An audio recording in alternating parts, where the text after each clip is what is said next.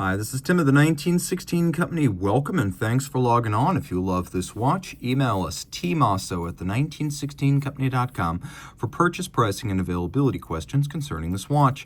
Today we're discussing one of the best limited edition launches of 2023, a 10-piece limited series with jade dial and tantalum case. This is the H. Moser Cie Endeavour Perpetual Tantalum with jade dial. A U.S. market series of 10 pieces. It is extraordinary in every regard, mechanical, aesthetic, and material.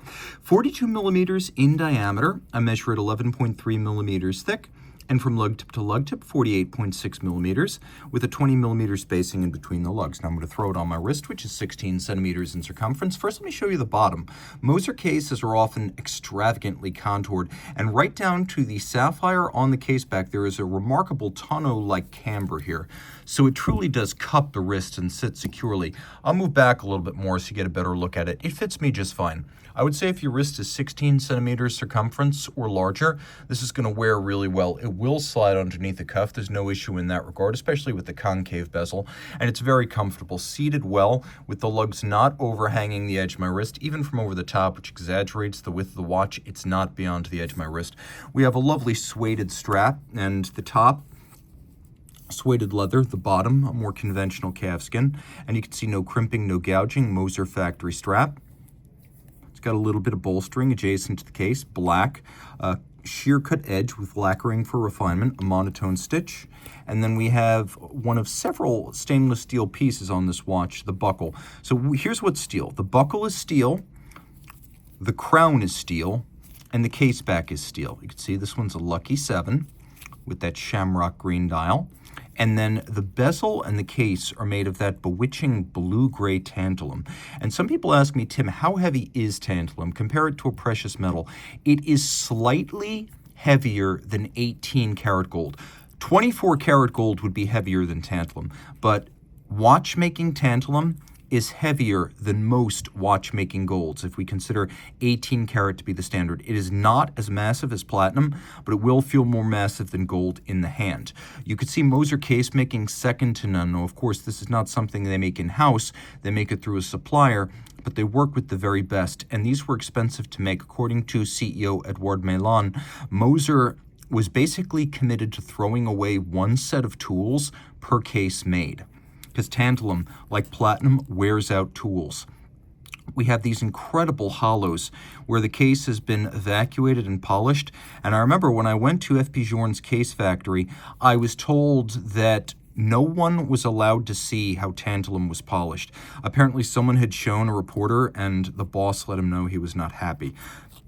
So this is considered in many parts of the industry to be a trade secret. So to do it on a concave surface like this is incredibly special. The metal does have a little bit of a blue tinge to it, which is a really unusual look for a metal that has no coating whatsoever. It comes in polished, but it also comes in brushed satin. And the contours are second to none. You can see how deep those concaves are. And then the bezel is concave all the way around, but it flows broader at 6 o'clock and 12 o'clock. Taking a look at the crown, you can see it's a slightly different tone than the case. It's just a little bit more silver white. We have a cambered crystal over a jade dial.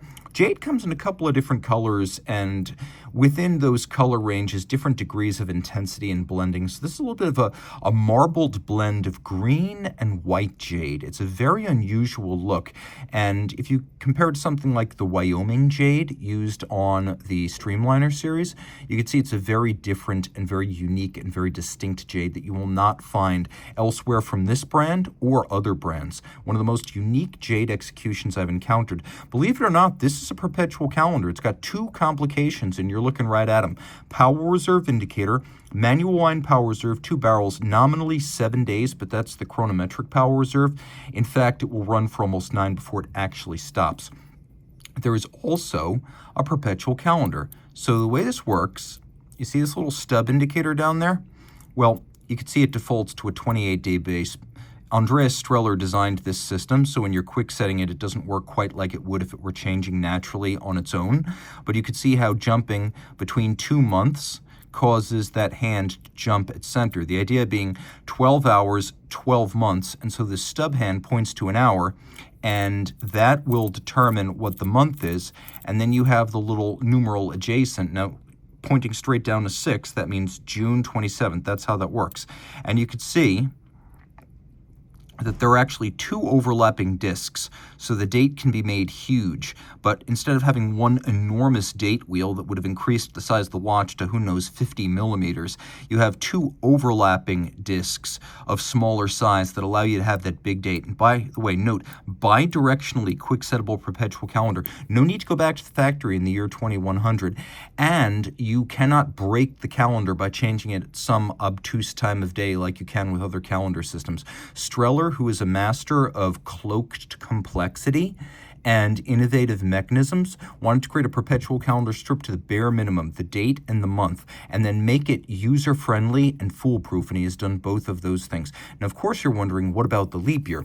Well, there's a little adjuster for it on the side of the case, and you can see its lever action acts on a wheel at center with an indexing spring. So those little black panels represent the leap years, and you can see the index is right here. It's that gold triangle or chevron. And so this is the leap year indicator, Streller rightly concluding that you don't need to see it all the time. The dial, of course, features minimal markings, and it doesn't say Swiss made because Swiss made is a 60% standard between parts and value added, whereas Moser will tell you that its watches are 90 to 100% Swiss, so it doesn't use what it calls the lower standard. Interesting feature here is that there's this double pull action to the crown. If you want to hack the watch, it does feature hacking seconds, but if you just pull it once, you will not stop the seconds hand. That stops it in the calendar setting position, because Streller reasoned that if you were able to pull the crown all the way out, when you're trying to set the calendar, you would stop the watch and probably displace the minute hand as well. So instead of creating a setting hazard to a watch that's already set correctly, you have to pull once, it stops, then you pull again, and it takes you out to the setting position with the hacked seconds. It's a really clever feature that Moser doesn't really advertise, but it's there. Caliber, HMC 800. Again, you can see the 2 barrels, very vintage look. It's got a 3/4 style aesthetic, even though the plates are split for easier servicing. The look is of a 3/4 plate, like on a vintage Moser pocket watch from the 19th century. We also have golden chaton cups holding the pivot jewels from the barrels all the way down to the tail end of the escapement. You can see actually the escape wheel sitting below. And so we have a number of intermediate wheels in the train. This is not the escape wheel. This is merely the last of the primary train wheels. But each one has a golden chaton cup fixed by screws. And the idea there is that, like a vintage pocket watch from an era when you couldn't precisely press jewels directly into bridges and plates, you would make a precision golden chaton, press the jewel into that, and then set that into the bridge and plate using screws. The screws are polished. The bridges have a handsome but mostly machined bevel that you can see right there. Satination on the balance bridge. I also appreciate the polished screws. They're all mirror finished. We have a swan's neck style click with a polished click adjacent to it. And then we have snailing on the outside of the bridges. Tech specs, impressive. By the way, note the company's distinctive double-crested Côte de Genève. So the first thing you need to know about this is, yes, it is a 7-day chronometric power reserve. It has a full balance bridge, and it's free-sprung for better shock resistance. It beats away at a stately 18,000 vibrations per hour. Here's where things get a little bit crazy. For this edition, you could see that the capstone of the balance staff is actually a genuine brilliant cut diamond. The rubies are synthetic, but the diamond is real. You'll also note that instead of an overcoil hairspring here, we have 2 alternating flat hairsprings. So by taking 2 identical flat hairsprings and moving them 180 degrees out of phase, when gravity causes one to speed up the watch, the other will, by an equal and opposite margin, instantly slow it down. And that works in every position. So this calibrated double hairspring arrangement, allowing essentially isochronous operation in any position, and the correction factor is instantaneous. You'll also note, if you get really close, that the escapement is made of 14-karat gold to reduce friction. Moser makes its hairsprings, its balances, and its escapements in-house. It's one of the rare companies in Swiss watchmaking that does this. And by the way, all this 30 meters water resistant. Moser builds this escapement and balance assembly to lift out as a unit. So when it goes to a regional Moser service bureau, they can put in a pre-regulated, lubricated, and assembled unit to get your watch back to you faster. And that's very important because this is the most sensitive and time-consuming part of a watch service.